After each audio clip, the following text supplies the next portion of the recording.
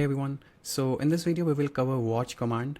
So using this command, what you can do is you can watch a particular value, and if someone modifies this value, you will be able to know it when someone modifies this value, and your whole transaction basically aborts in that case, right? So in the previous video we discussed how you can run multiple commands in a single batch, right?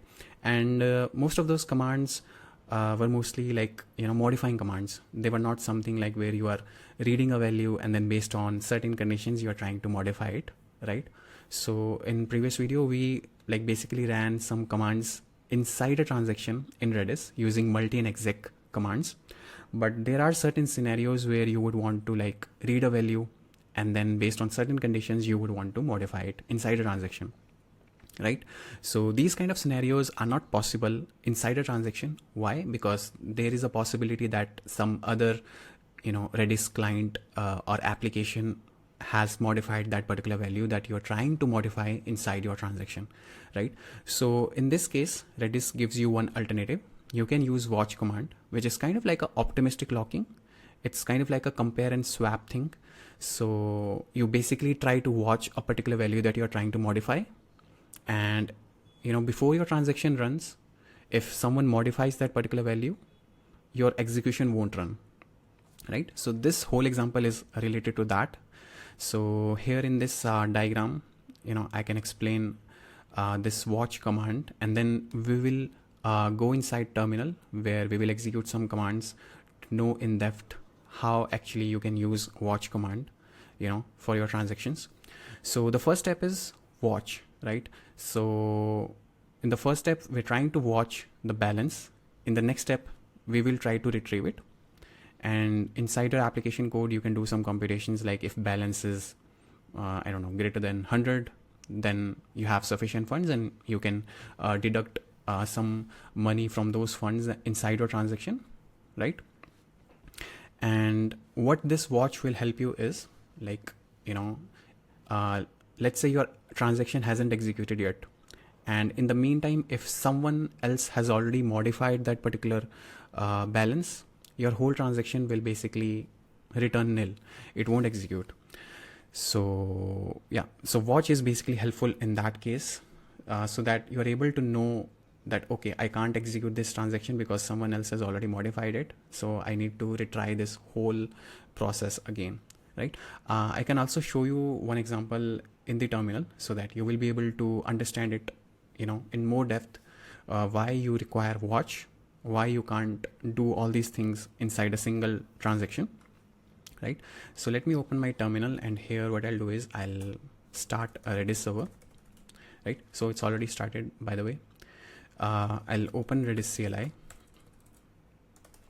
right? So we will discuss both examples. First we will do the same example that I have here, where I'm trying to set particular bank balance, or you can say decrement or increment someone bank balance inside a transaction, right? So one example I'll do without watch, and one example I'll do with watch, so that you will be able to understand why you need watch command, right?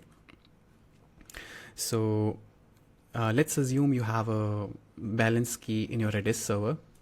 So I can just set a dummy key over here. Let's say set user balance to maybe 100, right?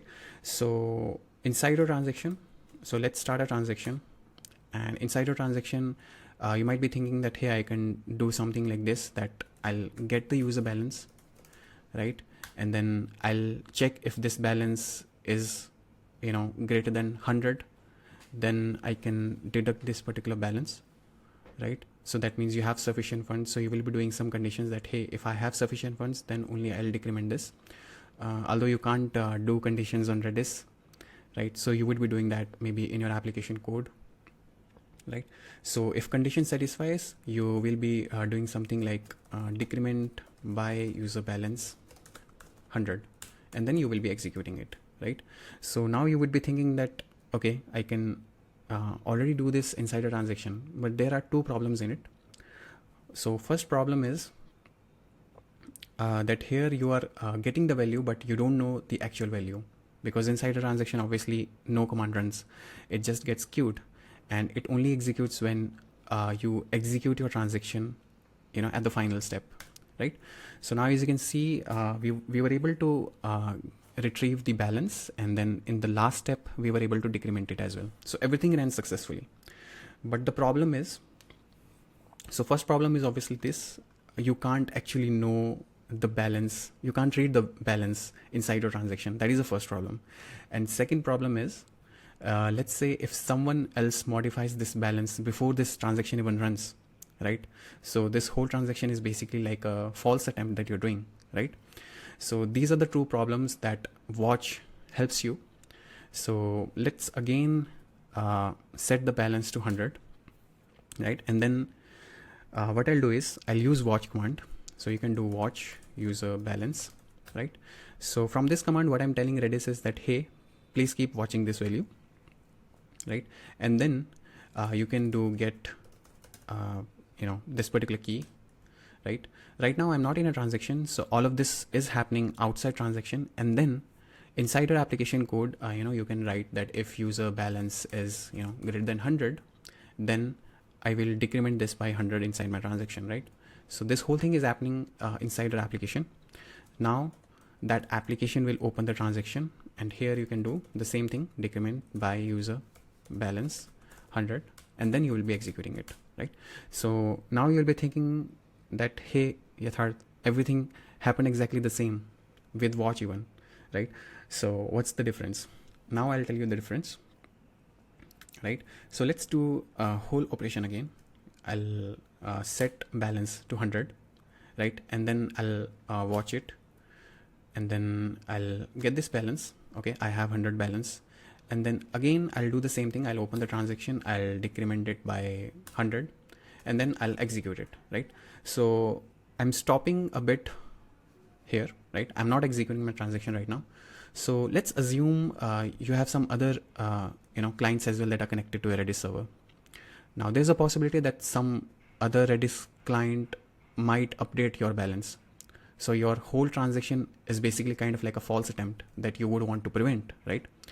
So let's open a new terminal, and here what I'll do is I'll write Redis CLI, and here I'll decrement that user balance by 100, right? So now I have 0 balance. So now what do you think if I execute this transaction, what happens? So as you can see, my whole transaction basically aborted. This whole transaction didn't run. So that's the beauty of watch. So it prevents you from executing a transaction because someone else has already modified the value that you're trying to modify inside a transaction, right? So these kind of scenarios when you want to do, where you want to basically read a value and then using some computations or using some conditions, you want to modify that value. In these kind of scenarios, generally watch is preferred. And there are some other alternatives as well, where like you can use Lua scripts, which we will cover in coming videos, right? So yeah, in a nutshell, basically watch lets you keep optimistic lock on a particular value that you're trying to modify inside a transaction, and it notifies you if someone else has already modified that value or not. So whenever someone else modifies that value, your whole transaction just returns you nil. It doesn't execute. And now you can retry this whole operation again if you want to, right? So that's the beauty of watch command. I have some notes with me as well, which I'll be sharing with you. So yeah, so in a nutshell, basically whenever your transactions are including some conditions or anything like that, you should always use watch command, right? And yeah, this is the same example which we discussed, right? And this is a Python code which is a pseudo code that is trying to do the exact same thing. It's checking if you have sufficient funds or not. If you have sufficient funds, then it's decrementing the balance by 30 inside a transaction, right? And it's trying to do 5 attempts, right? Because there are possibility that someone else has already modified the value. So it's using the same logic. It's watching the balance and then doing the conditions and then decrementing the balance inside a transaction, right? So yeah, that was all about watch. There are some edge cases as well that whenever you are using watch, make sure that you're using before transaction. You can't use watch inside a transaction, right? And also make sure that the value that you're trying to modify, make sure that you have watch on the exact variable, right? It shouldn't be something like where you're watching something else but modifying something else, right? And yeah, a write with identical value still counts as modified. Let's say if some other client modifies your value but sets the same value in that, it still counts as modified, so your whole transaction will still abort, right? And yeah, I'll just share all these notes with you. These are some of the edge cases that you should be aware of, and when you should use it. I've already told you, whenever you have some conditions or branches in your transaction, make sure you're using watch command. So whenever you have this kind of scenario where you are reading and then modifying and then writing, so in those cases make sure that you are using watch command, or maybe you can use Lua scripts as well. And when not to use it, when you have like a high traffic, you should never use this, because in that case your transaction will keep aborting again and again. If there are a lot of clients that are trying to modify that value, then your transaction will keep aborting, right? And if you already have a single atomic command which does the operation that you're trying to do, then you should not use watch, right? And when you can't tolerate retries, right? And if you're doing a very slow work between watch and exec, so don't use watch in those cases as well. Okay, so there are some common misunderstandings as well. So watch locks the key. So it actually doesn't lock the key. It's kind of like an optimistic locking. I mean, other clients can still write to that value which you are trying to watch. Other clients, they can still write to that, right? But basically watch just, notifies you when someone modifies that value. That's it. It doesn't lock the value permanently. It just, keep looking at that if someone else is modifying it or not. If someone else modifies it, it just notifies you and your whole transaction aborts. That's it. It doesn't lock the key. So there are some misunderstanding that someone else will say you that watch locks the key. No, it doesn't lock the key. It just notifies you. That's it. And exec returning nil means an error occurred. So in our case, you notice that when we executed a transaction, it returned us nil. So it was not actually an error. There is a misunderstanding that you might think that it's an error. No, it's not an error. It just means that your transaction was aborted cleanly. You can retry it now, right? And yeah, there are some other misunderstandings as well. I won't be covering all of them, but yeah, I'll be sharing these in YouTube description and my GitHub repo, so you can check it out. So the main purpose of this video is just to give you high level overview of what actually watch command is, and where in which scenarios you can use watch, right?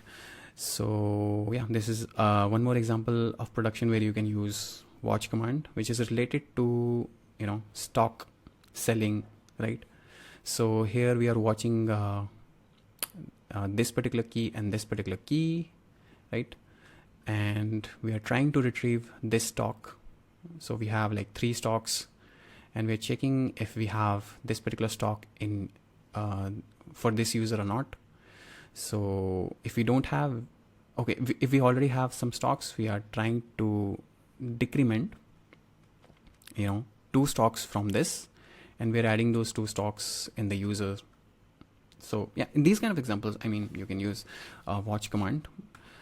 And just a quick revision. So I'm just wrapping up my video. So what's the general flow?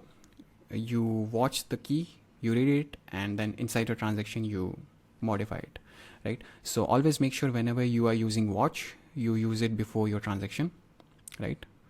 And when your transaction returns nil, that means the value that you're trying to watch has overwritten by someone else, right? And it's optimistic, it's not a lock, right? And also it doesn't retry your transaction automatically. So don't ever think that if watched key has modified that your transaction will retry automatically. No, you have to retry it on your application code or loop, right? And yeah, what counts as modified? Any write, it could be same value, it could be expiry, it could be eviction. So all of this counts as modified, right? And there's one more thing as well. I think it's written somewhere else. So it's basically like whenever you are running a new transaction, make sure you're always watching that value, because once transaction completes, your watch also resets. So when you're doing a new transaction, make sure that you are watching it again, before running that transaction, right? And there are some test questions as well which you can try it out, which I have written from interview point of view, right? And also from learning point of view as well.